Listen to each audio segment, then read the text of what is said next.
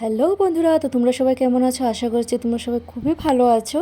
আর আজ তোমাদের জন্য নিয়ে চলে এসেছি নতুন আরেকটি ভ্লগ। তো এই কিছুদিন থেকে আমি আমার ডেইলি ভ্লগ তোমাদের সাথে ঠিক করে শেয়ার করতে পারছিলাম না। অ্যাকচুয়ালি আমার শরীরটা খুবই খারাপ ছিল, তাই আবার ঘরে ছিলাম এই কিছুদিন। তো এখন আমি পুরোপুরি বলবো না, কিন্তু আগের থেকে অনেকটাই ভালো আছি। তো এখন থেকে আমি আবার রোজ দিনের ভিডিও তোমাদের সাথে শেয়ার করব। তো এখানে আমি স্নান করে ফ্রেশ হয়ে নিয়ে সিঁদুরটা পরে নিলাম।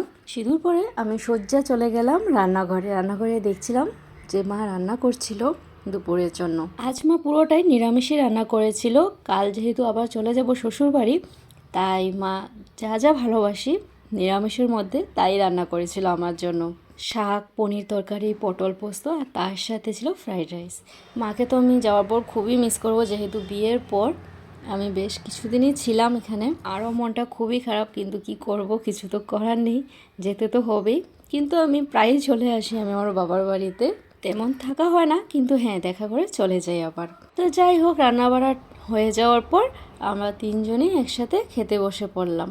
তো আজকের মতো ব্লগটা বন্ধুরা এই পর্যন্তই। যদি তোমাদের আমার ব্লগ ভালো লেগে থাকে তাহলে প্লিজ আমার চ্যানেলটাকে সাপোর্ট করে দিও। দেখা হচ্ছে তোমাদের সাথে নেক্সট অন্য কোনো ভিডিও নিয়ে। আজকের মতো টাটা।